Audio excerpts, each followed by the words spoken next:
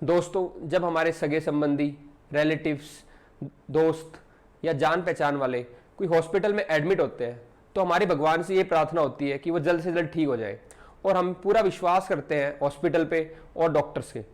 अच्छी बात है, ये बिल्कुल ठीक है कि हमें विश्वास करना चाहिए, लेकिन उसके साथ साथ अगर पेशेंट्स और जो केयर टेकर है उनके, अगर उन्हें उनके राइट्स के बारे में पता होगा तो चांसेस है कि जो हॉस्पिटल के अंदर उनका ट्रीटमेंट हो वो काफ़ी हद तक फेयर हो। इसी बात को ध्यान में रखते हुए ministry of health and family welfare ने इंडिया का first charter of patients right issue किया है, ठीक है। और ये बिल्कुल कोइंसाइड करता है हमारे जो कॉन्स्टिट्यूशन के राइट्स है उससे। Article 19 freedom of speech and expression and right to information, and article 21 right to life and personal liberty and also right to privacy. तो इन्हीं से ड्राइव करके ये चार्टर बनाया गया है। इस चार्टर के अंदर पेशेंट्स को और उनके केयर टेकर को 17 राइट्स दिए गए हैं। तो इस वीडियो में हम देखेंगे क्या वो कौन से वो 17 राइट्स हैं जो आपको पता होना चाहिए, ताकि आपका और आपके जो फ्रेंड्स हैं या रिलेटिव्स हैं उनका ट्रीटमेंट हॉस्पिटल के अंदर फेयर तरीके से हो। तो सबसे पहला राइट जो है वो है right to information. Right to information, तो जो पेशेंट्स है उनको डॉक्टर को बताना पड़ेगा कि उनको क्या इलनेस है उनको, ठीक है, क्या उनका डायग्नोसिस है, ठीक है, कैसे उनका डायग्नोसिस होएगा, propose investigation and the possible complication to the patient, ठीक है, क्या उसमें कॉम्प्लिकेशन होती है। मेन बात है उनकी इलनेस के बारे में और उनके डायग्नोसिस के बारे में पेशेंट को डॉक्टर इन्फॉर्म करना चाहिए, ठीक है। ये उनका राइट है कि उनको पता करें कि क्या इलनेस है उनकी और कैसे उनका डायग्नोसिस होगा, ठीक है। Information regarding cost of treatment, और कॉस्ट ऑफ ट्रीटमेंट के बारे में भी डॉक्टर क्या करे या हॉस्पिटल उनको इन्फॉर्म करे, और वो भी रिटर्न के अंदर कि कितना खर्चा आएगा उनका इस बीमारी को ठीक करने में। तो पहला राइट है राइट टू इन्फॉर्मेशन, ठीक है। ये आर्टिकल 19 के अंदर आता है अपने कॉन्स्टिट्यूशन के अंदर कि आपको पूरा होना चाहिए राइट टू इन्फॉर्मेशन। उसके बाद है right to records and reports, access to the original copies. जो भी अगर पेशेंट है, ठीक है, उनको ओरिजिनल कॉपीज किसकी, उनकी केस पेपर्स के बारे में, ठीक है, जो भी रिकॉर्ड्स है, रिपोर्ट है, वो आपको ओरिजिनल या फिर फोटोकॉपी आपको मिलनी चाहिए। ये आपका राइट है, सेकंड राइट। थर्ड राइट है right to emergency medical care, ठीक है। तो हर एक पेशेंट को ये राइट है कि वो किसी भी प्राइवेट या फिर गवर्नमेंट, दोनों में, प्राइवेट या फिर गवर्नमेंट हॉस्पिटल के अंदर without any advance payment of fees, ये सॉरी इमरजेंसी सर्विस हमेशा अवेल कर सकते हो। तो ये आपका राइट है कि आपको मेडिकल सर्विस प्राइवेट या फिर गवर्नमेंट ऑफिशियल में जाते मिलनी चाहिए आपको, ठीक है ना। उसमें कोई आपको ये नहीं विदाउट हैविंग एनी पे कि आप पेमेंट करो या एडवांस पेमेंट करो या फुल पेमेंट करो, उसका कोई प्रोविजन नहीं है। आपको इमरजेंसी सर्विस तो आपको मिलनी चाहिए, आपका राइट है। और एक किसके अंदर है, आर्टिकल 21 के अंदर, जो हमारा राइट टू लाइफ है, ठीक है, right to life and personal liberty है, उसके अंदर ये राइट ड्राइव किया है। सो ये है कि राइट टू इमरजेंसी केयर, तो आपको राइट है कि आपको इमरजेंसी केयर मिले। उसके बाद है फोर्थ राइट आपका राइट टू इन्फॉर्म्ड कंसेंट, ठीक है। तो जो भी डॉक्टर आपके सर्जरी होने वाली है आपकी या कोई भी प्रोसीजर फॉलो करेगा, आपसे उससे पहले कंसेंट फॉर्म करवाते हैं, ठीक है। तो वो आपको पहले बताएंगे इसका कि इसके अंदर क्या क्या कॉन्सिक्वेंस है, इसके साथ जो भी सर्जरी होगी या प्रोसीजर जो फॉलो करेंगे, ठीक है, क्या रिस्क इन्वॉल्व है। उसके बाद वो आपकी चॉइस है कि आप उसको कंसेंट देना दें, यानी कि आपका कंसेंट कैसा होना चाहिए, इन्फॉर्म्ड होना चाहिए। पहले आपको बताया जाए इसमें ये रिस्क है, कॉन्सिक्वेंस होंगे, फिर आप उसके बाद ही कंसेंट दो। जो फिफ्थ राइट है वो है right to confidentiality, human dignity and privacy, ठीक है। तो इसमें क्या है कि एक्चुअली ये इसको फिड्यूशियरी रिलेशनशिप बोलते हैं कि जो डॉक्टर ने आपकी जो इलनेस है या जो आपका जो कोर्स चल रहा है मेडिकेशन, ठीक है, जो भी आपका मेडिकेशन का कोर्स चल रहा है वो आप डॉक्टर किसी और को बताएगा नहीं, आपको या पेशेंट है मान लो जो पेशेंट को या उसके केयर टेकर को बताएगा। तो ये प्राइवेसी का ध्यान रखना चाहिए डॉक्टर को, ठीक है। तो कॉन्फिडेंशियलिटी और प्राइवेसी का ध्यान रखेगा। और ये किसके अंदर, मेडिकल कोड ऑफ एथिक्स के अंदर आता है। The code of ethics dictates that the doctor hold the information about the illness and the treatment plan for the patient in a strict confidentiality. तो वो कॉन्फिडेंस, हालांकि कई बार क्या होता है कि अगर उस इंफॉर्मेशन से किसी और की जान बच रही है या पब्लिक के लिए इंपॉर्टेंट है तो वो बात पब्लिक में आ सकती है, अदरवाइज वो कॉन्फिडेंशियल रहेगी between government and sorry doctor and patient.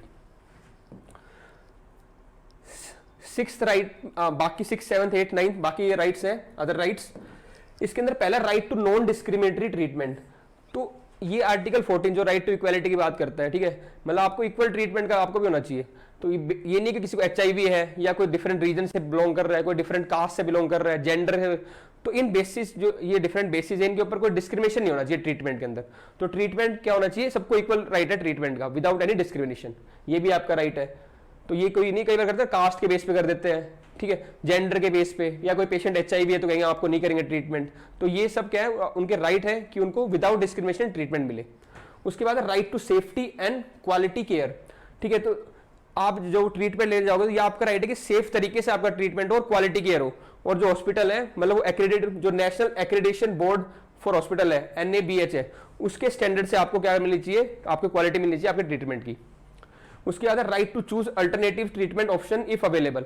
तो डॉक्टर आपको बताएगा, ये डॉक्टर का काम है, ठीक है, कि आपके पास इस बीमारी को ट्रीट करने के लिए 1 2 3 4 ये डिफरेंट ऑप्शन है, और फिर वो आपकी मर्जी है आप कौन सा ऑप्शन चूज करें। भले ही डॉक्टर ने कहा है कि नहीं आपको ये वाला करना है, वो आपकी मर्जी है कि आप मना भी कर सकते हो उसको, नहीं मैं ये नहीं करूंगा, ये करूंगी, मैं दूसरा वाला करूंगी। तो ये आपकी चॉइस है, आप कौन सा ऑप्शन चूज करोगे। उसके बाद राइट टू सेकेंड ओपिनियन। अब ये भी डॉक्टर, जैसे आप एक हॉस्पिटल में गए तो फिर आपकी मर्जी है, आप डॉक्टर को या हॉस्पिटल को कह सकते हो कि मैं सेकंड ओपिनियन लेना चाहता हूं, तो वो आपके पेपर्स नहीं रोकेंगे, वो आपको पूरा पेपर्स देंगे आपको, ठीक है, आपकी मर्जी है कि आप कहीं सेकंड ओपिनियन लो। और उसके बाद भी वो वापस आएंगे, अगर आप वापस आना चाहते हो उसी डॉक्टर के पास, तो इसमें वो फिर वो क्वालिटी से कॉम्प्रोमाइज नहीं करेंगे आपके ट्रीटमेंट को लेकर कि पहले तो कहीं और चला गया बंदा, अब हमारे पास आ रहा है तो हम क्वालिटी गिरा दे। तो ये भी आपका राइट है कि आप सेकंड ओपिनियन भी ले सकते हो, ठीक है, और आप दोबारा भी वहां पे आ सकते हो ट्रीटमेंट के लिए, उनको क्वालिटी नहीं कॉम्प्रोमाइज करनी है इस केस में। 10th राइट है right to transparency and rates, ठीक है, तो ये हॉस्पिटल्स को पहले ही अपने बोर्ड पे या कैटलॉग में ब्रोशर में लिखना है कि हमारे यहाँ पे ये ट्रीटमेंट्स है, ठीक है, नेम्स है और ये उनके रेट्स है। तो आप बिल्कुल ट्रांसपेरेंटली आपको पता होना चाहिए कितना पैसा कितना खर्चा होएगा आपका। उसके बाद है 11th right to choose the source of obtaining medicine और टेस्ट। तो ये भी आपका राइट है कि आप कहां से अपना जो टेस्टिंग करवाओगे या मेडिसिन, जो भी आपको लगता है ये रजिस्टर्ड या एक्रेडिटेड शॉप है, वहां से आप ले सकते हो। तो कोई भी डॉक्टर या हॉस्पिटल आपको ये नहीं कह सकता आपको यहीं से मेडिसिन लेनी है या यहीं से टेस्ट कराने, वो आपका राइट है, आप कहां से कराना चाहोगे। 12th है right to proper referral and transfer which is free from perverse commercial influences. अगर एक हॉस्पिटल, ठीक है, आपका ट्रीटमेंट नहीं कर पा रहा है तो वो आपको पूरा बताएगा डिटेल में कि हम इसलिए नहीं कर पा रहे हैं आपका ट्रीटमेंट, हमारे पास ये फैसिलिटी नहीं है, डॉक्टर नहीं है, ये भी, तो पूरा आपको डिटेल में बताएगा, देखो, ठीक है, प्रॉपर डिटेल जस्टिफिकेशन दी जाएगी आपको। और उसके बाद आपको वो बताएंगे, अब कॉमन मैन को नहीं पता भाई कहाँ पे जाना है, तो ये उनकी डॉक्टर्स की ड्यूटी है, हॉस्पिटल की ड्यूटी है कि आपको बताए आपके पास यही ऑप्शन है और यहाँ पे जाए।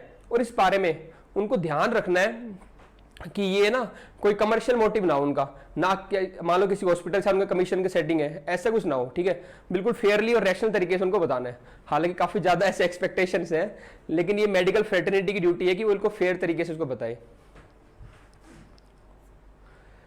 नेक्स्ट है 13 right to protection for patients involve in clinical trials, ठीक है, जो पेशेंट्स, पहले बात तो जो क्लिनिकल ट्रायल होंगी ना वो बिल्कुल कंडक्ट होनी चाहिए स्टैंडर्ड्स और प्रोटोकॉल से, जो गाइडलाइन इशू कर रखे गवर्नमेंट ऑफ इंडिया ने, ठीक है। उसके बाद भी उनकी कंसेंट लेनी जा रही थी पेशेंट्स की, ठीक है, और उनकी प्राइवेसी का ध्यान रखा जाएगा ट्रायल करते वक्त। नेक्स्ट राइट है वो भी ट्रायल से रिलेटेड है, ठीक है, right of to protection of participants involve in biomedical and health research. तो जो पार्टिसिपेंट्स इन्वॉल्व है बायोमेडिकल या हेल्थ रिसर्च के अंदर, ठीक है, तो उनसे भी रिटर्न में कंसेंट लिया जाएगा कि आप इन्वॉल्व होना चाहते हो या नहीं होना चाहते हो। और उसके बाद उनकी डिग्निटी का, प्राइवेसी का ध्यान रखा जाएगा। और उस लास्ट में अगर उसके टाइम, इस रिसर्च के टाइम उनको अगर कोई दिक्कत हुई है, ठीक है, उनको कोई लॉस हुआ है, ठीक है, तो उसकी जो भरपाई है या उसका फाइनेंशियल इमोशनल जो भी हुआ, तो हॉस्पिटल उसका क्या करेगा, उसको वापस क्या करेगा, कंपनसेट करेगा, ठीक है। If the participant suffer from direct physical, psychological, social, legal और economic harm, they are eligible for financial और other assistance by the hospital. 15th right है right to be discharge, right to receive the body of a deceased person from the hospital. तो अगर मान लो कोई patient है, ठीक है, वो ठीक हो गया है या उसकी अभी तबीयत ठीक नहीं है, लेकिन वो डिस्चार्ज होना चाहता है, तो हॉस्पिटल वाला, जो हॉस्पिटल है, वो इस बात पे नहीं रोक सकता किसी प्रोसीजरल ग्राउंड पे, जैसे कि आपने पेमेंट नहीं की है, तो वो आपकी ये मना नहीं कर सकता कि आपको हम डिस्चार्ज नहीं करेंगे। पेमेंट करी नहीं करी वो बाद की बात है, उसको दूसरा प्रोसीजर उसको लेने का, लेकिन आपको या पेशेंट को कोई डिस्चार्ज करने से हॉस्पिटल से मना नहीं कर सकते हॉस्पिटल। ऐसे ही अगर किसी की डेथ हो गई है तो उनकी बॉडी भी डिस्चार्ज करने से हॉस्पिटल वाले मना नहीं कर सकते ऑन प्रोसीजर ग्राउंड, जैसे कि पेमेंट नहीं की है, ठीक है। तो ये राइट है आपका कि आप अगर कोई पेशेंट का कि वो डिस्चार्ज होना चाहते हैं तो हॉस्पिटल वालों को डिस्चार्ज करना पड़ेगा और डेड बॉडी है जो उनके केयर टेकर्स को देनी पड़ेगी without any blockage of the procedure grounds. 16th right है राइट टू पेशेंट एजुकेशन। देखो पेशेंट की एजुकेशन ये भी उनका राइट है कि उनको एजुकेट, उनको पता होना चाहिए, क्या क्या पता होना चाहिए कि उनकी जो भी उनकी कंडीशन है उसके बारे में मेजर फैक्ट्स, अच्छा ये बात है, मेरे को ये दिक्कत है। उसके बाद उनके राइट्स एंड रिस्पॉन्सिबिलिटीज, क्या उनके राइट्स हैं, कुछ राइट्स तो मैंने आपको बता दिए, ठीक है, बाकी डॉक्टर्स का भी काम है उनके राइट्स और रिस्पॉन्सिबिलिटी उनको बताए।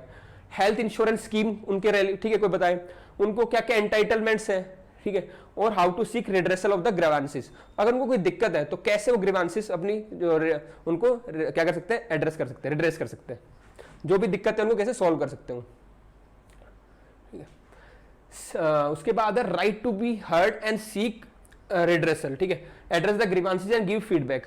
अब ये बात लास्ट जो राइट है आपका, वो ये पेशेंट्स का राइट है कि उनको कोई भी दिक्कत है, ठीक है, कोई ग्रीवांस है उनका, तो दैट शुड बी एड्रेस, वो एड्रेस होनी चाहिए। उसके अलावा उनका ये भी राइट है कि वो फीडबैक दे सकते हैं कि जो उनका ट्रीटमेंट हुआ है, यानी कि हॉस्पिटल वालों को ध्यान रखना है कि उनका राइट है कि they can give the feedback कि उनका ट्रीटमेंट अच्छा हुआ बुरा हुआ, तो वो ट्रीटमेंट के लिए फीडबैक दे सकते हैं। उसके अलावा भी अगर कोई दिक्कत आ रही है आपको, जो भी आपको मैंने अभी तक राइट्स बताया 17 राइट्स, उसके अंदर कोई दिक्कत आई इंप्लीमेंटेशन में, तो हॉस्पिटल के अंदर जो ऑफिशियल्स है, ठीक है, उन पे हॉस्पिटल के अंदर जो डेजिग्नेटेड ऑफिशियल्स है उन पे आप वहां पे क्या कर सकते हो, कंप्लेंट रजिस्टर कर सकते हो। इसके अलावा और भी फोरम है गवर्नमेंट की, जैसे कि patients rights tribunal forum and clinical establishment regulatory authority, तो यहां पे भी आप अपनी कंप्लेंट क्या कर सकते हो, रजिस्टर कर सकते हो। तो ये तो 17 राइट्स हो गए। अब मेन इशू आता है इंप्लीमेंटेशन का। देखो हमारी कंट्री की बड़ी अच्छी बात ये है कि यहाँ पे एक से एक पॉलिसी है, शायद वर्ल्ड में कहीं भी नहीं होगी, थिंक टैंक हमारा बहुत स्ट्रॉन्ग है, ठीक है, लेकिन इशू कहा जाता है इंप्लीमेंटेशन में। अब इंप्लीमेंटेशन में हम बात करें तो गवर्नमेंट एडमिनिस्ट्रेशन को इस बात का ध्यान रखना है कि प्रॉपर एनफोर्समेंट हो, प्रॉपर रेगुलेशन हो, ठीक है। उसके साथ साथ मेडिकल फ्रेटर्निटी की भी ये बात मतलब ड्यूटी है कि वो एथिकल रहे। जैसे मैंने बताया कि वो रेफर कर रहे हैं तो ऐसा ना करें जहाँ पे उनको कमीशन मिल रहा है, बल्कि ऐसा करें जो जहाँ पे उनका पेशेंट का ट्रीटमेंट अच्छा हो रहा होगा और मतलब कि कम रेट में हो जाए, ठीक तरीके से हो जाए, तो उसको उनको थोड़ा कंपैशनेट होना पड़ेगा मेडिकल फ्रेटर्निटी को, ठीक है, और सही जगह पे पेशेंट्स को गाइड करें। क्योंकि जो पेशेंट आता है तो वो फिर वो उसके रिलेटिव को बिल्कुल भगवान की तरह मानते हैं डॉक्टर को, ठीक है, तो डॉक्टर्स को भी हॉस्पिटल वालों को भी इस बात को ध्यान रखना चाहिए कि उनको बिल्कुल सही गाइड करें। उसके साथ साथ पेशेंट्स को भी अवेयर होना चाहिए अपने राइट्स के बारे में और उनके केयर टेकर्स को भी, ताकि अगर वहां से चेक एंड बैलेंस एक बना रहे, ठीक है। तो सारे स्टेक होल्डर्स में कहूंगा आपको इन्वॉल्व होने के, गवर्नमेंट को अपना काम करना है, हमें अपना काम करना है और मेडिकल फ्रेटर्निटी को अपना काम करना है। तो सारे स्टेक होल्डर्स अगर अवेयर होंगे और ढंग से करेंगे अपना अपना काम, तो ये जो राइट्स बने दिए हमें 17 राइट्स है, ये हम अच्छे से इंप्लीमेंट कर पाएंगे। अब बात करें सिविल सर्विस एग्जाम के हिसाब से इस टॉपिक का वैल्यू, तो वो ये आपको पर्सनल टेस्ट में आपको हेल्प कर सकता है ये, ठीक है। एथिक्स में कोई केस स्टडी आ सकती है, उसमें आप ये राइट्स यूज कर सकते हो। चांसेस है इस बार कोई अक्रॉस द मतलब 1 2 3 4 पेपर में मेडिकल इशू, मेडिकल डिजास्टर या मेडिकल या हेल्थ केयर से रिलेटेड केस स्टडी आ जाए, उनमें आप इन राइट्स का यूज कर सकते हो, इसीलिए मैंने इशू ये कवर किया है लास्ट में, ठीक है। Thank you to everyone. अगर आपको पीडीएफ चाहिए राइट्स की तो आप हमारे टेलीग्राम चैनल पे ले सकते हैं, ठीक है, वहां से मिल जाएगी आपको, और कोई दिक्कत तो आप कांटेक्ट कर सकते हैं। और ठीक है, धन्यवाद, घर पे रहें, सेफ रहें, मिलते हैं अगली वीडियो में, नमस्ते।